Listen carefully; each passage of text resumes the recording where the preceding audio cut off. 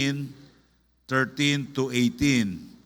Matthew chapter 16, verse 13 to 18. Okay, so akong basahon, inya tanawa lang niya ninyo sa inyong gitindugan. Read it silently while I'm going to read it loud. Matthew 16:13. When Jesus came into the coast of Caesarea Philippi, he asked his disciples, saying, "Whom do men say that I, the Son of Man, am?" And he said, "Some say that thou art John the Baptist, some Elias, and others Jeremiah, or one of the prophets." He said unto them, "But whom say ye that I am?" And Simon Peter answered and said, "Thou art the Christ, the Son of the living God." And Jesus answered and said unto him, "Blessed art thou, Simon Bar-Zuna, for flesh and blood hath not revealed it unto thee, but my Father which in heaven. And I say also unto thee, Thou art Peter, and upon this rock I will build my church. And I will build my church, and the gates of hell shall not prevail against it." Let's pray. Our Heavenly Father, we thank you, Lord, sa imong mga katawan, Ginoo. Nagbalik sila. Padayon mi pagsimba de kanimo in the whole day. Lord, ako nagpray nga imo kong panalanginan, nga imo kong giyahan sa mga pulong nga akong isulti. Ayaw gitugot, Lord, do not allow that there's a word nga akong masulti nga I cannot edify to your people, O God. Lord, wala ko'y mahimo kung wala ka i-bless ang mensahe karon. Tagbuha ang need sa imo mga katawhan. In Jesus' name I pray. Amen. Thank you. Please be seated. Then the message, the title of the message this afternoon, the church, ang simbahan, ang iglesia. Now, the church was founded by the Lord Jesus Christ on Peter's confession that he's the Lord Christ was and is the Son of God, the Messiah, the Christ, God incarnate in humanity. We know that God ordained three institutions. Number one, the home, the government, and the church. It is through the local church that God is working. Nagtrabaho ang Ginoo sa atong kinabuhi karon. Now, it is important, therefore, that every believer understand what the church is. Dapat atong masabtan unsa kaning simbahan, no? Kay usahay di nato masabtan, importante na atong family, right? No, ang atong panimalay importante na ato nang tuliron, atong ayuhon, no? Ikaduha ang atong gobyerno. And then nakatulo ang atong church. No, importante ni sila nga mga institution nga gihimo sa Ginoo. And it is important therefore that every believer understand what the church is. Please allow me to share the four things with regards to a local church. Kani atong church, local church ni way nagbuot nato. Dili ta under sa katipunan. Dili ta under ni Dr. Di Salva.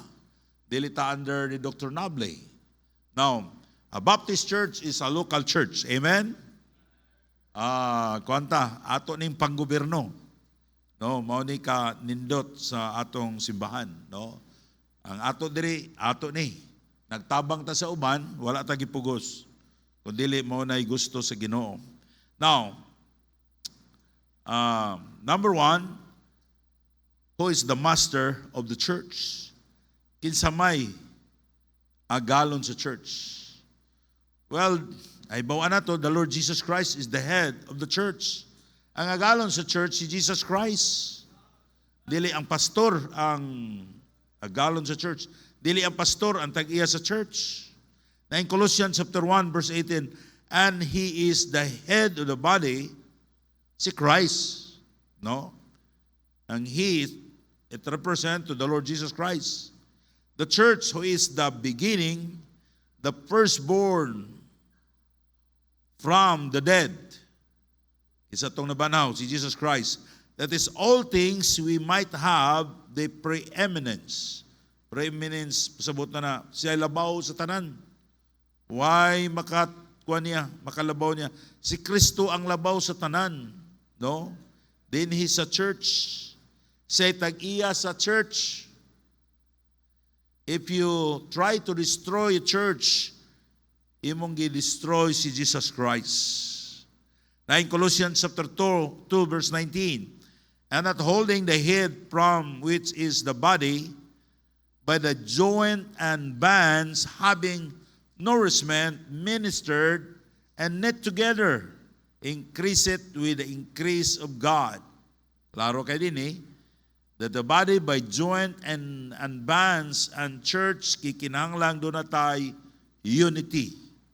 Doon na tayo panaghiusa sulod sa local church. No, mga igsoon ko sa Ginoo, magkahiusa lang ta kung usara atong direksyon. Amen? Muna ang church dili pwede daghang mag-decide. Kay kung ang membro daghan niya, kamoy mag-decide, dili kita magkahiusa. Pero kung ang pastor inyong lang salamat ko sa mga membro sa church nga doon na gani mga usa angayan desisyonan moingon ang uban nga ino nato si pastor. No, kay kung kamo mo decide, daghan mo di kita makahiusa. Kay daghan God, daghan. No, daghan maguna-una. Ang leader sa panimalay ang bana. Amen mga asawa? Pero di man mamuto. Amen, amen? Kung asawa, daghan ang mo decide, di yun makahiusa. Dapat usa lang. Let's pray sa leader. Dili pwede ang membro mo'y magbuot. Kay daghan mo. No? Ang pastor mag-lead. Doon ay mga simbahan, nga ingon sila katawanan kaayo. Ngano ang simbahan? Na split. Na bahin. Tuod lang sa kortina. Ang usa gustong blue, ang usa gustong pula. Nabahin tuod sa kortina. Umaulaw taniya na. No? Now, ato nang timan-an nga ang church dapat dunay gyoy pagkahiusa. As one body, joint bands having nourishment ministered and knit together. Amen? Amen ba mo diha? Now, the church must have unity. Because the master of the church is the Lord Jesus Christ. Now in Ephesians chapter 1 verse 22 to 23, and hath put all things under his feet, and give him to be the head over all things to the what? To the church, which is the body, the fullness of him that filleth all in all. Na si Kristo ang head sa church. Doon ay authority nga gi-observe sa church. Ang atong textbook, ang atong gisunod, ang Bible. The fullness of Him. Ang church kompleto. No? Sa mga gitangana sa Diyos, walay makulang sa church. Which is the body, the fullness of Him that fill it all in all. Now, ang Diyos nagtawag siya mga members of church, especially mga young people. No, God called them to preach the gospel. And the rest of us, kita sad ang Ginoo nag-andam sa panalangin nato para i-bless atong masuportahan ang buluhaton sa Ginoo. Amen? Dili ang Ginoo ay magtawag din paghuman sa bahala na mo no, dili ingon ana. Ang church gibutang ni sa Ginoo, gitagana ni sa Ginoo, kung mo follow natin sa Bible, way makulang sa church. And Ephesians chapter 5 verse 23, for the husband is the head of the wife, even as Christ is the head of the church, and He is the Savior of the body. So si Jesus Christ may atong ulo. Siya may atong sundon. Now letter A, we should obey Him. Atong sundon si Christ. How to obey God, how to obey the Lord Jesus Christ? Obey the Bible. Obey His Word. We are not make our own rules. We need to simply obey Him. Amen? Dili pwede maghimot ang rules nga wala na. Naanas Biblia. And then John 14:15, if you love me, keep my commandments. Kung ato siyang higugmaon, ato siyang sundon. No, kung higugma ka sa Ginoo, kung siya na higugma mo na ako, sundan ninyo ang akong mga sugo. And then, other thing, letter B, we should serve Him. Ato siyang alagaron. There is a church. Now, Jesus is the head of the church. The church is the body. When you are in the church, when you are doing the things, mga butang din sa church, you are like serving the Lord Jesus Christ. Ngayon ka, mga lagad ko sa Ginoo, isaway magbuot na ako. Basta mauni, you are not serving the Lord Jesus Christ. You must be under the authority of a local church. Amen? Because ang Diyos, authority siya. Dili pwede sa katao, way magbuot na ako. Ako ni. Mga lagad ko sa Ginoo, wala ka kasabot pagpangalagad sa Diyos. You must follow the rules because the Lord Jesus Christ, if you want to serve Him, you need to obey His word. Amen? Kaway magbuot na ako, mga asawa ko 5. Dili na pwede. Mga lagad ko sa Ginoo. Dapat mo-follow ka sa Biblia, mo-obey ka sa authority nga gihatag sa Ginoo. Now, 1 Thessalonians chapter 1 verse 9. For they themselves show us for us what manner of entering if we had unto you, and how you turn to God from idols to serve the living and true God. Okay? Now, ang mga taga-Tesalonica, human sila nga na membro sa church, may biya na sila pagsimba sa mga Diyos-Diyos. Itang mga Kristohanon, mubiya na taniana. Ayaw na mo pamista. Amen? Apil mo pista yapon. Sa mubiya na ta. Kay membro na ta sa church. Ang church, akong usbon, ang master, ang Ginoo, dili ni ako ang church. Kung mamatay ni, dili ni ma-inherit. Ako, sa ako mga anak, kay simbahan ko ni. Siya, na ikaw may dakog offering buhay pagkapaso. Bisa na. Kay kining church sa Ginoo ni. Amen? I'm praying na tawgon sa Ginoo ang akong mga anak, pero mag-ampo naman yun ta. Kay kung wala na sila gitawag sa Ginoo, o wag kita mahimo. Pero I'm praying ikapon sila sa Ginoo, sila'y musunod na ako, pero di ta kasiguro ana.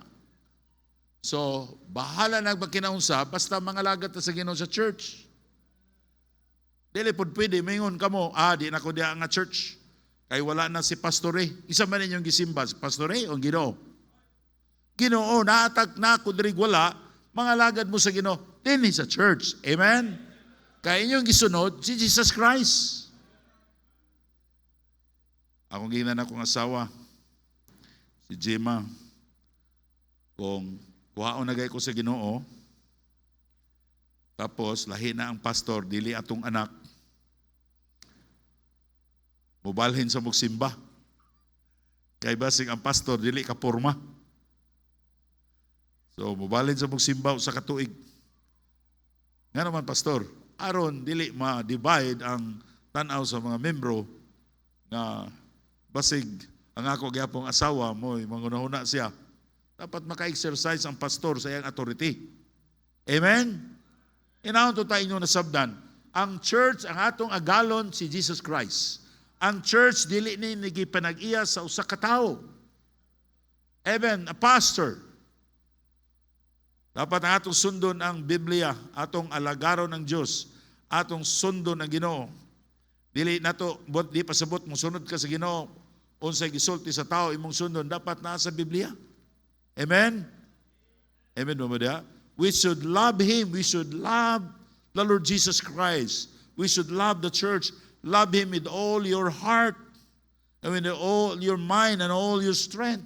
Maigsoon ko sa Ginoo, hinauto ta kamo nga young people, nagunahuna mo, nga mo tabang mo sa church. Because this is the body of Christ. kung inyong desire nga inyong higugmao ng church, maguna-una mo, mga lagad mo sa Ginoo, una mo, magtrabaho mo, magnegosyo mo para makatabang mo sa buluhaton sa Ginoo. I will tell you this, i-bless ka sa Ginoo. In Mark chapter 12, verse 30, and thou shalt love the Lord thy God with all thine heart, with all thy soul, with all thy mind, and with all thy strength. This is the first commandment. Apat ang atong kasing-kasing na sa pagpalambo sa buluhaton sa Ginoo. Kung nagtrabaho ka, ang imong desire na you can share the gospel, nga mahimo ka nga magamit diha sa Ginoo. Okay? Nahuman ta mahimong Kristohanon ato ni ang atong agalon si Jesus Christ. Ato siyang mahalon sa tibuok natong kasing-kasing. Number two,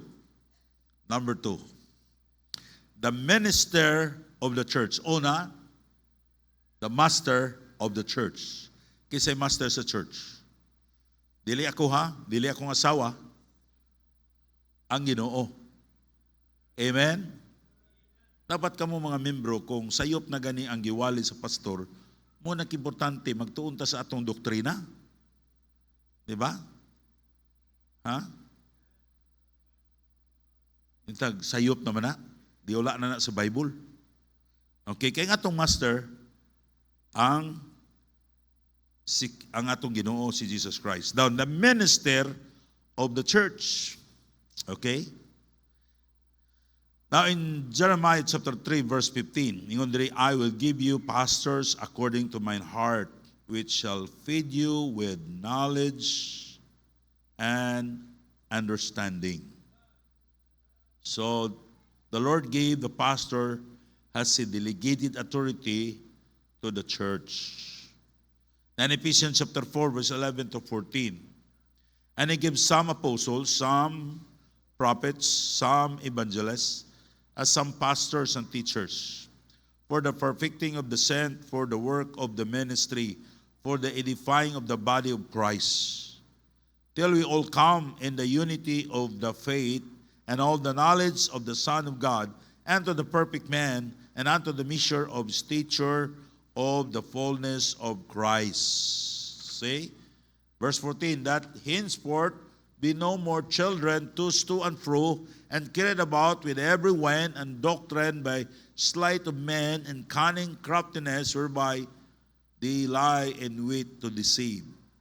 Dapat na mga Kristohano, no? Labi na nato nga dugay-dugay na sa church, dapat ni-grow na ta, di na ta murag bata nga madala-dala lagyapon. We need to study our Bible. Kay dunay mga doktrina nga mugawas, nga magpalayo nato diya sa atong pagtuo, kabalutan mo nga di na wala na sa Bible. Kumingon ko karon, naamoy bersikulo nga nagpamatuod nga dunay Trinity. Doon na may bersikulo, taas ang kamot kay inyong isulti. Ha? Pila ra ka kabuok nga naay bersikulo. Naamoy bersikulo nga si Jesus Christ, Diyos. Ha? Kay kung wala tay baruganan, igo lang ta na minaw, at kabalo, naabagin sa Biblia, pili ta mailad sa mga tao nga moabot sa church, magdala og mga sayop nga doktrina. Right? Doon na may bersikulo nga ang tao doon ay assurance sa kaluwasan. Ha? Kung mag-exam ko karon, kapasar ka tatanan? Ingon mo nga, basta, ingon si pastor, kasiguro yun. At tual na niyo si pastor. Naunsa, dapat doon na tayo baruganan sa Biblia. Di mo nang importante kayo natay Sunday school. Yata makaton sa atong doktrina. Dili lang ni simba-simba sa ato. The church is very important to every one of us. That's the reason why God is going to bless us, because of the church. That's the reason why nga gamiton ta sa Ginoo, mo grow ta because of the church. Kaya ang Ginoo nagpadala na to magtutudlo. Nagpadala na tong mga tao, kompleto ang church. Doon ay pastor ngayang gibutang. And we need to obey it. We need to study our Bible. Na 1 Peter chapter 5 verse 1 and 4. The elder which among you exhort, who are also an elder and a witness of the sufferings of Christ, and also partaker of the glory that shall reveal. Feed the flocks of God which is among you, taking the oversight thereof, not by constraint, but willingly, not for filthy lucre, but of a ready mind, neither as being Lord over God's heritage, but being examples of the flock. Ang pastor, dili siya parang lords of the flock, kundi example siya. Dapat ang pastor, kung muna among gimitingan sa among pastors last week, pastors fellowship. Akong gisulti sa mga pastors nga magkuha ka mog allowance sa church para kung magwali ka mog tithes, naamoy allowance, naka-tithes ka mo. Kaya doon ako'y negosyante nga tig-ihap ba?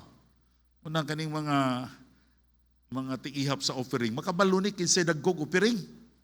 Ingon siya na ako, pastor, ay lagsaba, pastor, hain ko, ano man, sikog ihap sa among offering, pero ako kitag offering sa among pastor.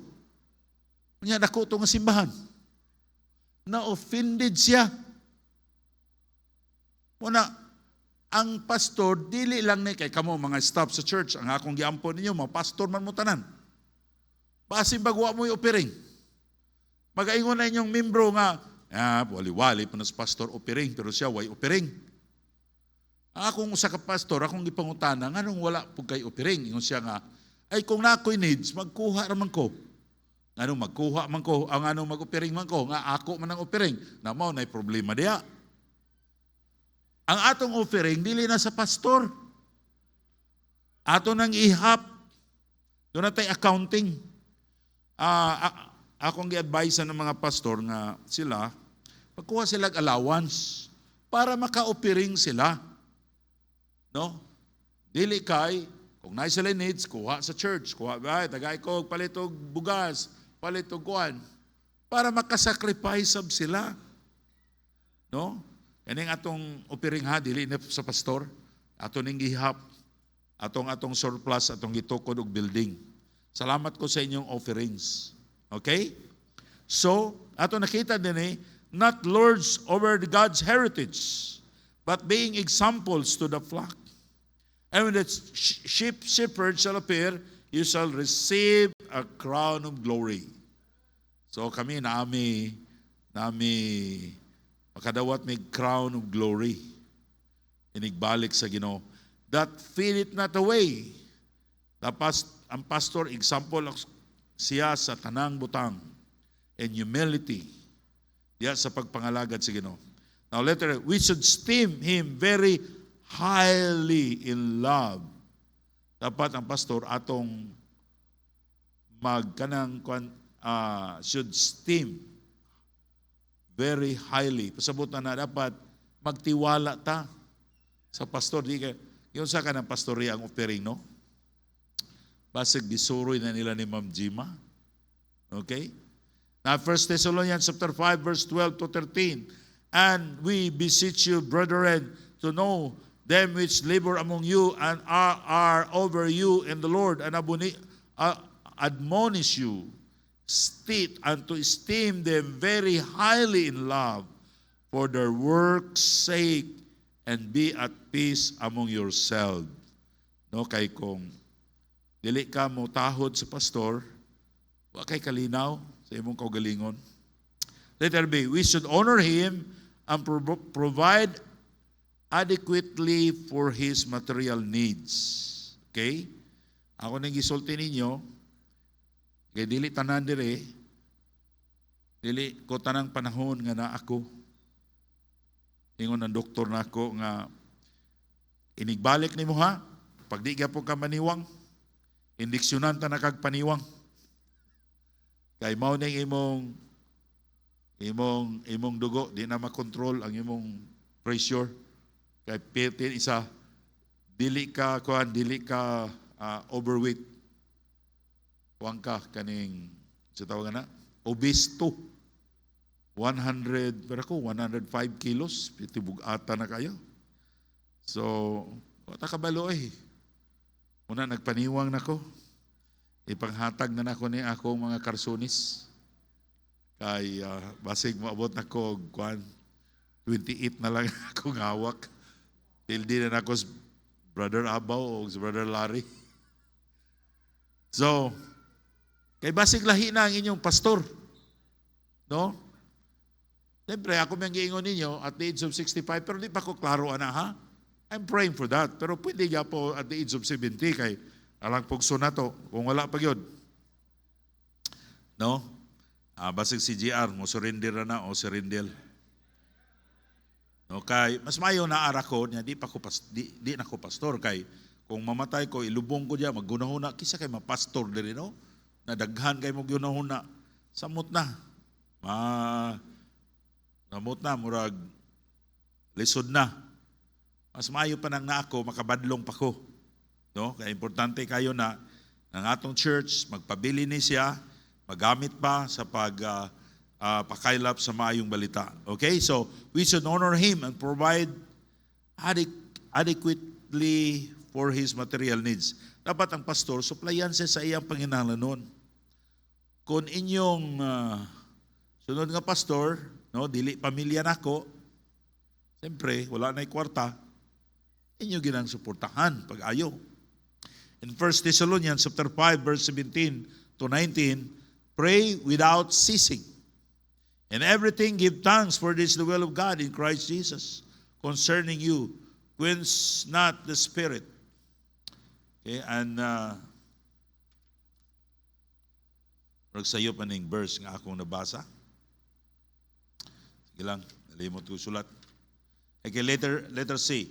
We should remember him, obey him, and submit him to pray for him and be on speaking terms with him.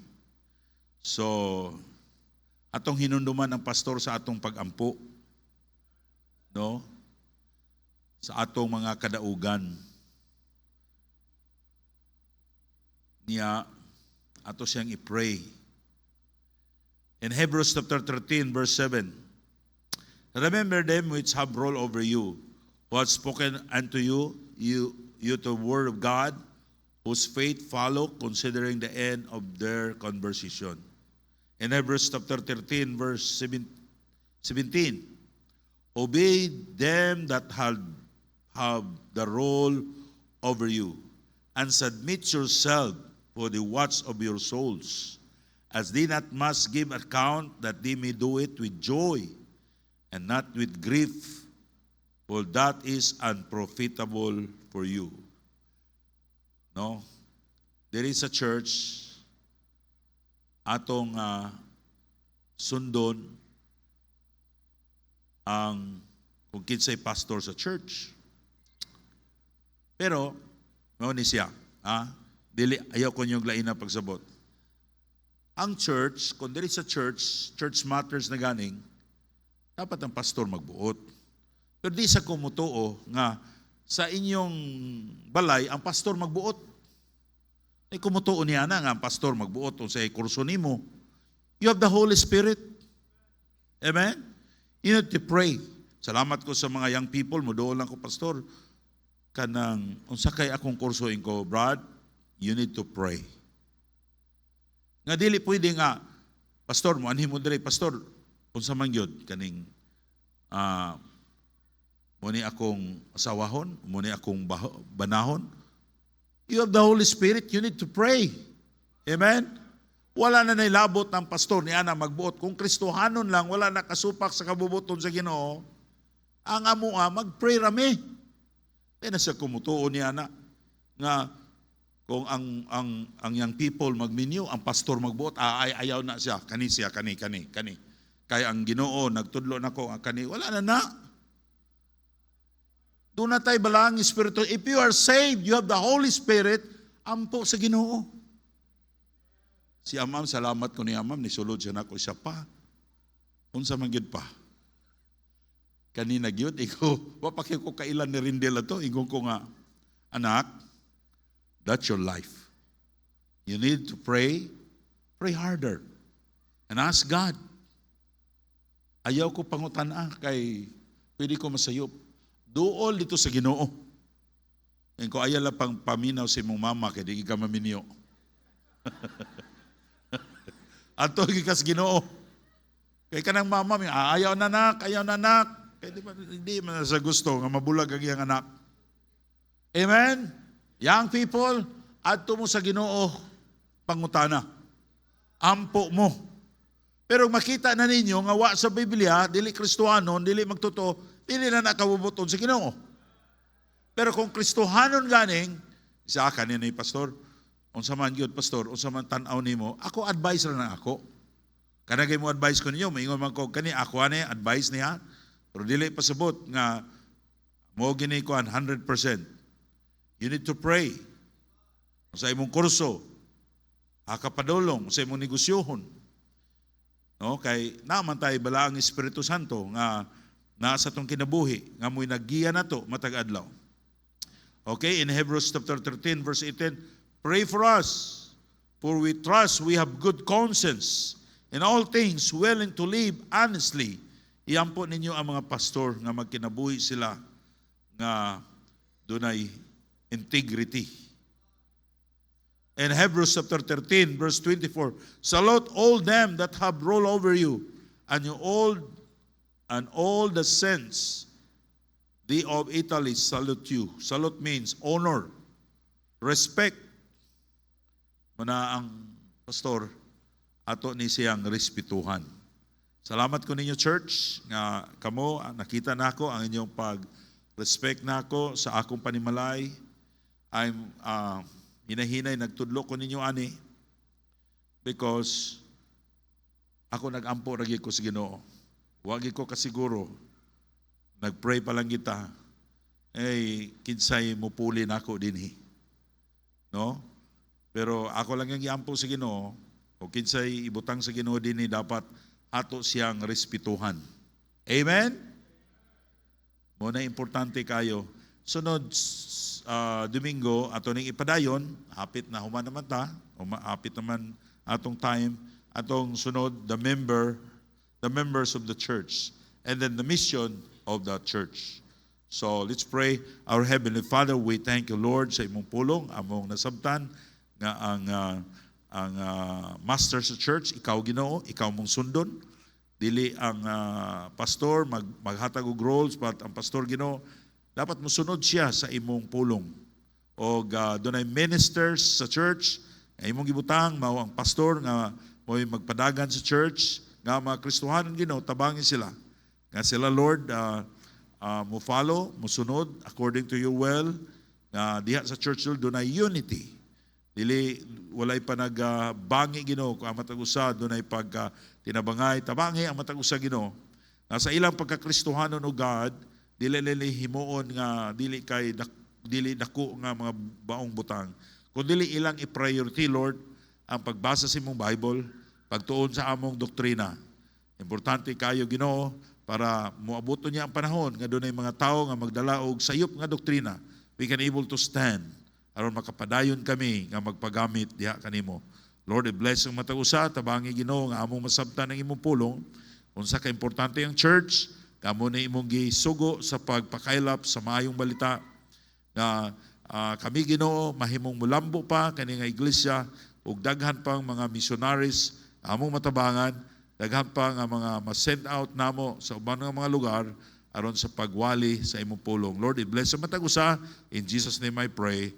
Amen. Ato ta karon sa atong soul winning report.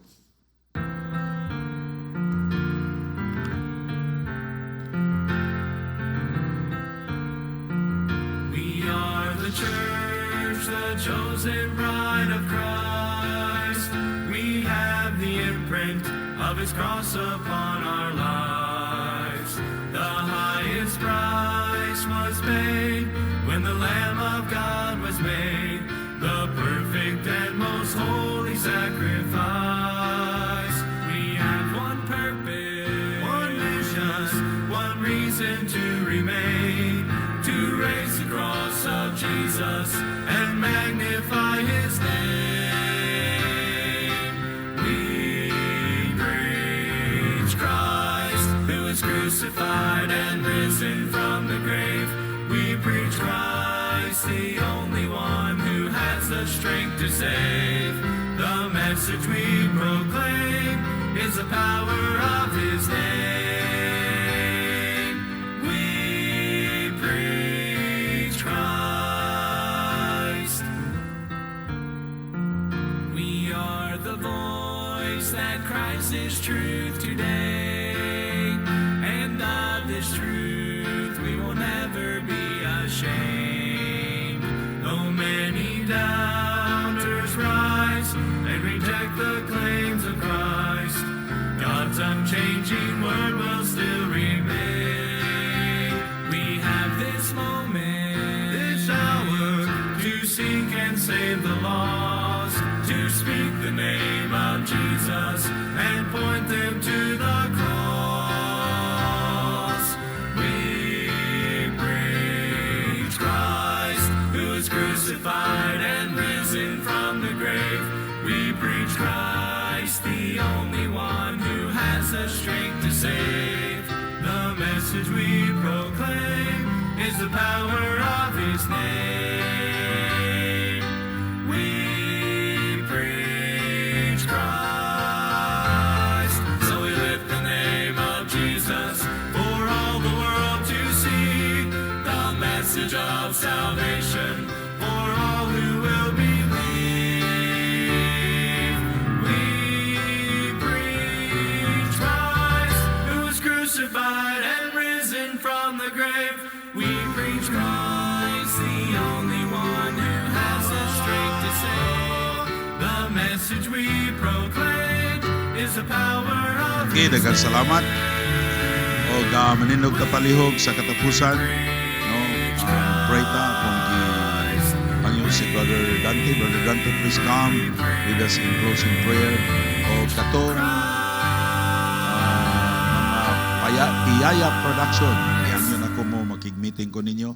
Diri mo aman. Dito lang sa likod, dito sa gawas na. Dito lang sa gawas ba? Storya ko ninyo gamay. Mga Piyaya Production. Nasi ko diya.